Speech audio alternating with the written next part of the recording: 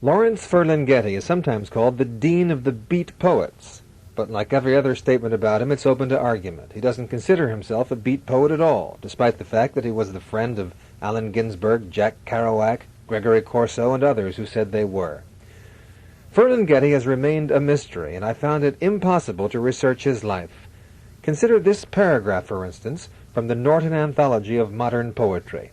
While the boy was still small, his father died suddenly. His mother went insane and was placed in an asylum. It seems that Ferlinghetti was sent to an orphanage in Chappaqua, New York.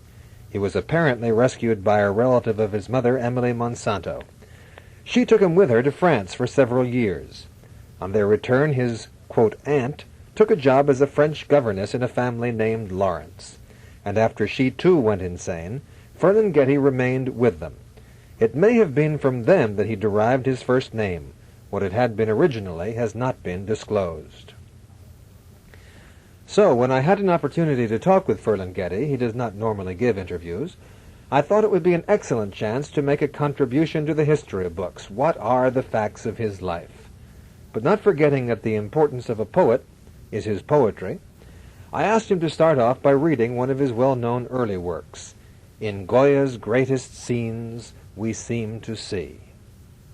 In Goya's greatest scenes, we seem to see the people of the world exactly at the moment when they first attained the title of suffering humanity. They rise upon the page in a veritable rage of adversity, heaped up, groaning with babies and bayonets under cement skies, in an abstract landscape of blasted trees, bent statues, bats' wings and beaks, slippery gibbets, cadavers, and carnivorous cocks, and all the final hollering monsters of the imagination of disaster. They are so bloody real, it is as if they really still existed. And they do. Only the landscape is changed. They still are ranged along the roads, plagued by legionnaires, false windmills, and demented roosters.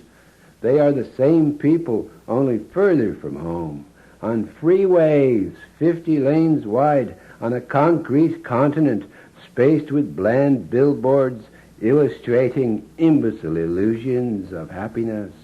The scene shows fewer tumbrils, but more maimed citizens in painted cars, and they have strange license plates and engines that devour America.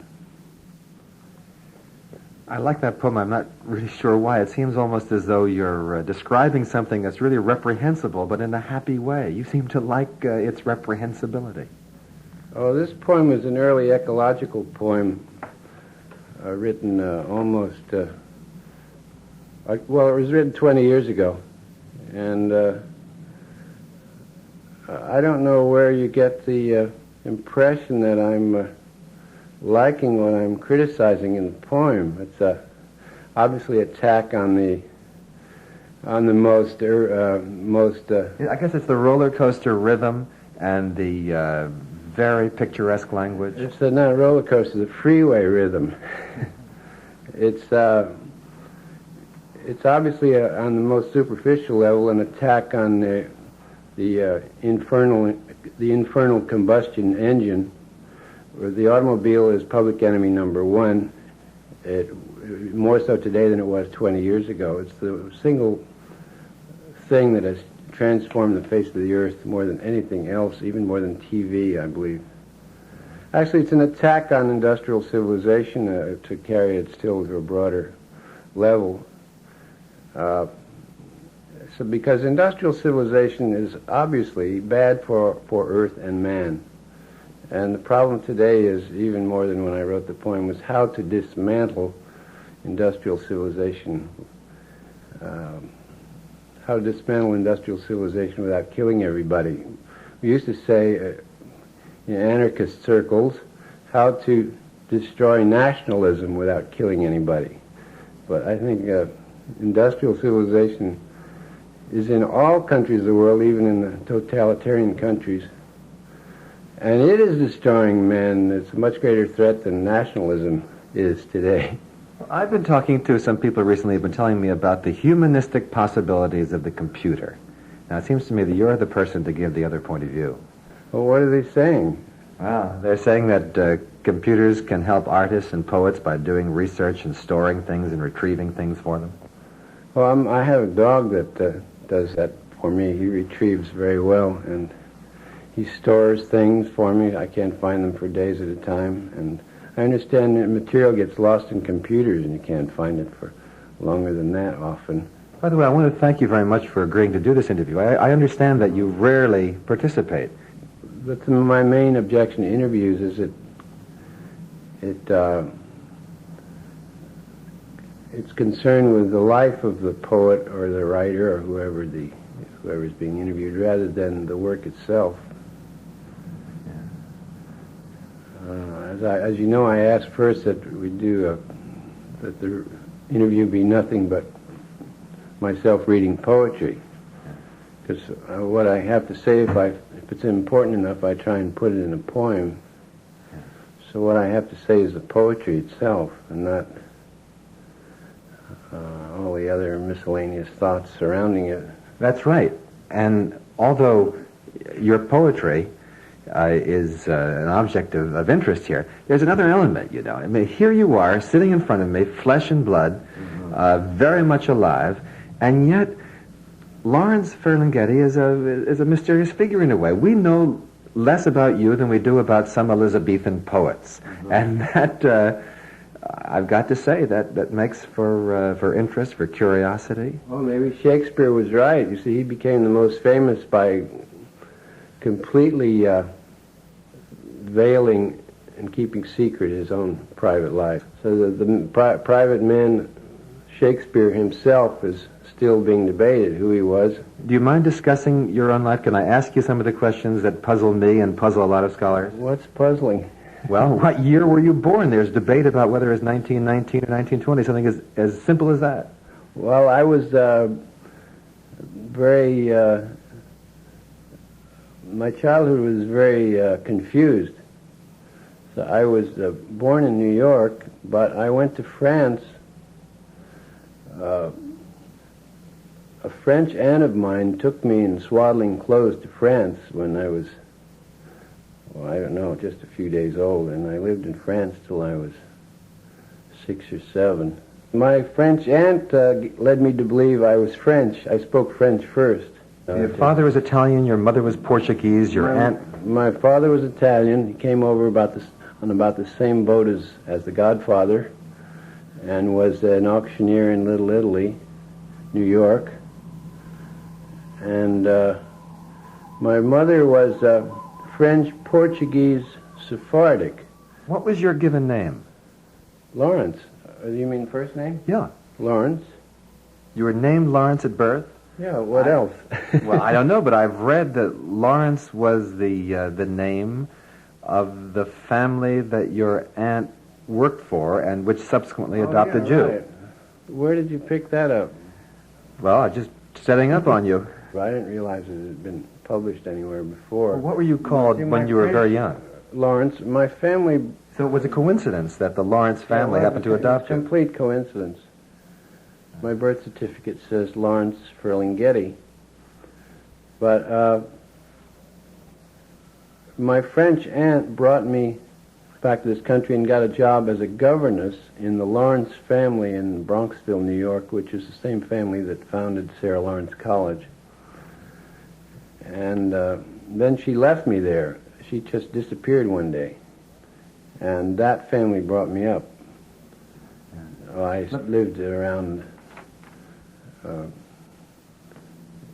New York and Bronxville till I went into the Navy. And then you, in the Navy, you had an extraordinary career. I mean, you're a member of the Free French Underground and Norwegian Underground. How did that happen? Well, now that you picked up a lot.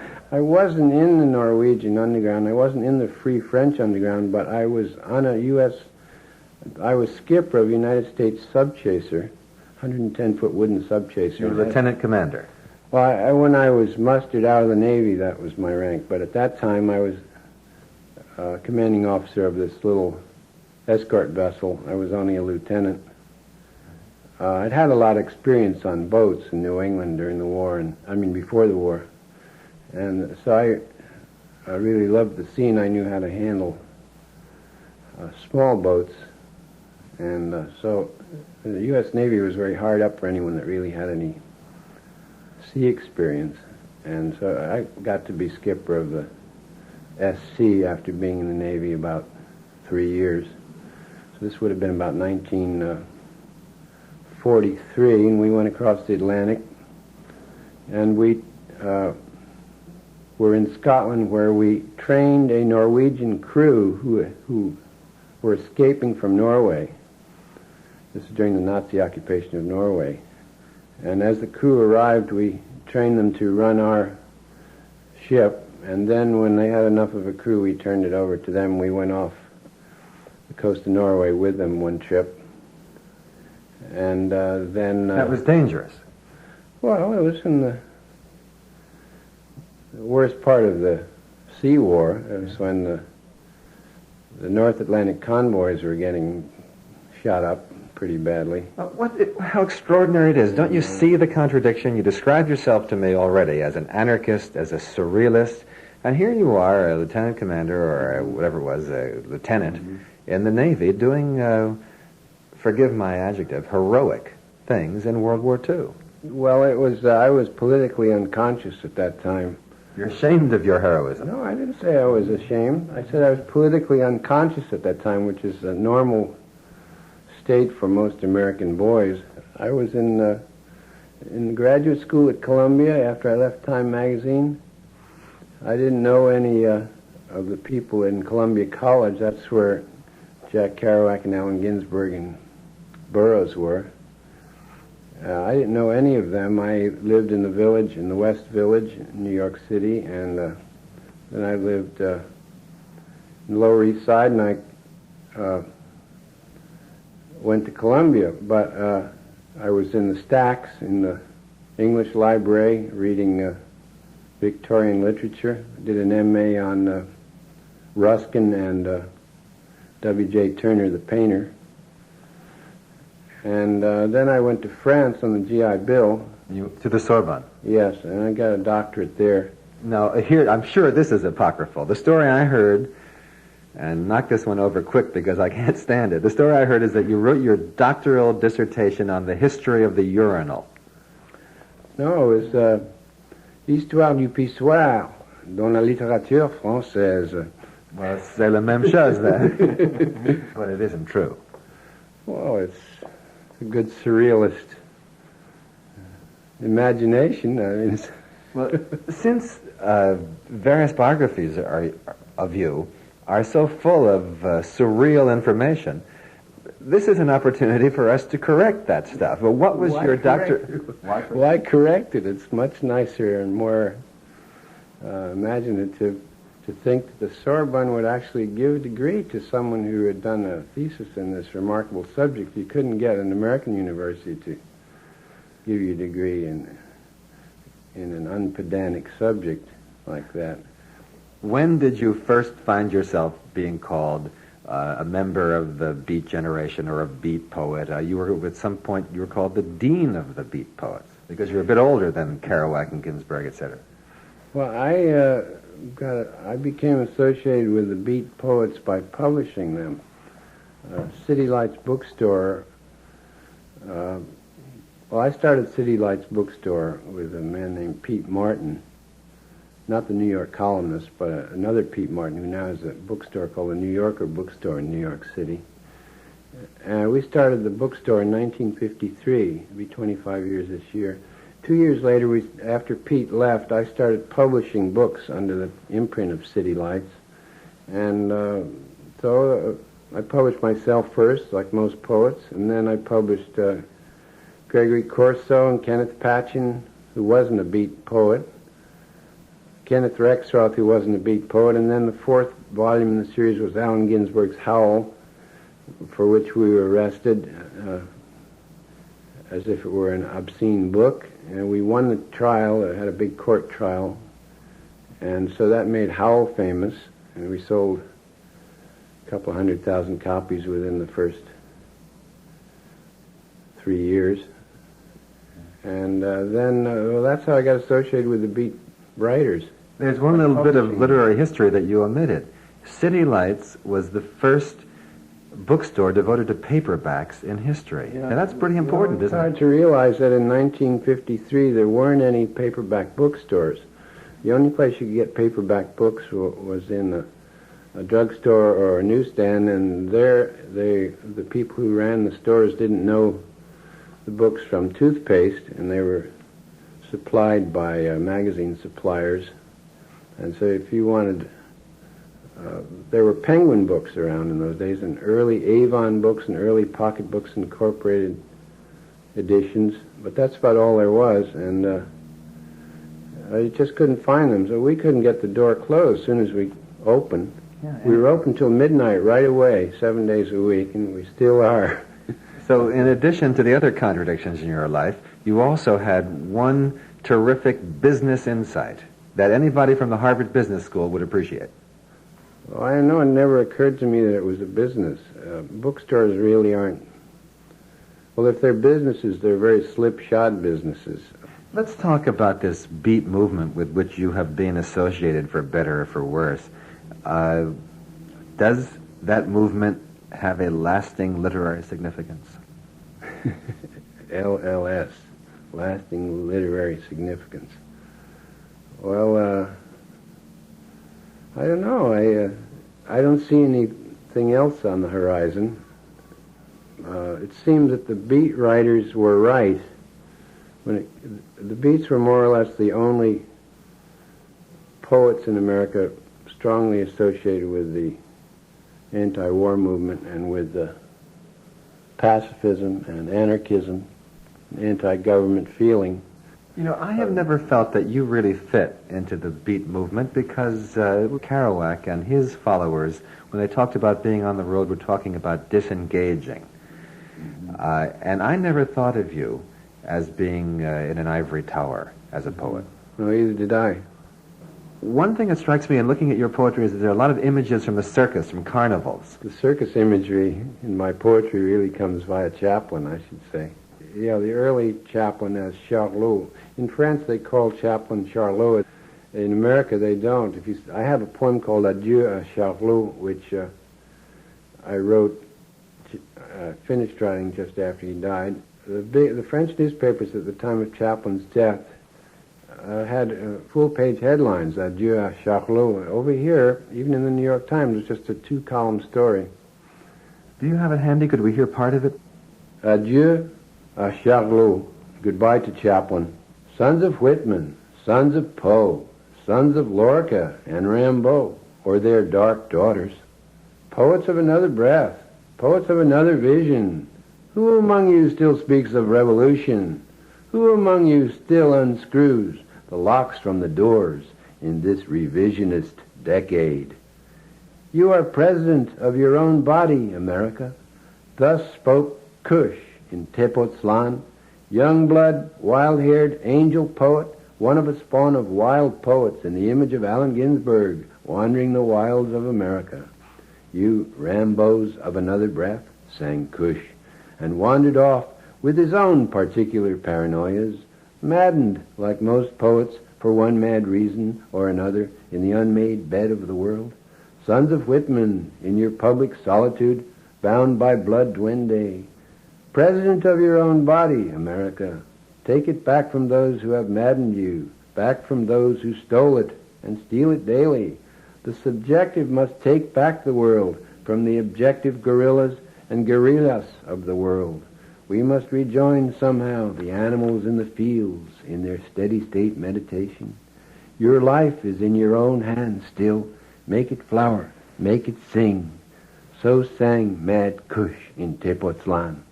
A constitutional congress of the body still to be convened to seize control of the state, the subjective state, from those who have subverted it. The Arab telephone of the avant-garde has broken down, and I speak to you now from another country. Do not turn away in your public solitudes, you poets of other visions, of the separate, lonesome visions, untamed, uncornered visions, fierce, recalcitrant visions. you Whitmans of another breath, which is not the too cool breath of modern poetry, which is not the halitosis of industrial civilization. Listen now, listen again to the song in the blood, the dark duende, a dark singing between the tickings of civilization, between the lines of its headlines, in the silences between cars, driven like weapons. How many Buddhist Catholics, how many cantors chanting the great Paramitra Sutra on the Lower East Side, how many whole earth catalogs lost in outhouses on New Mexico communes, how many punk rockers waving swastikas. Franco is dead, but so is Picasso.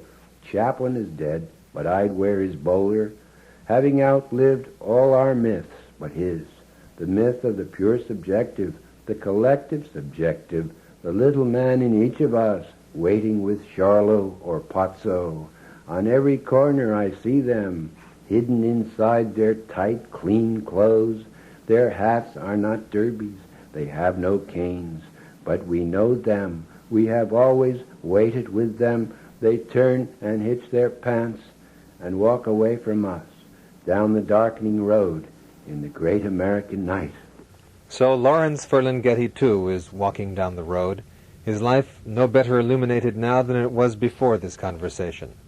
What we are left with, as I now understand he wants it, is his poetry.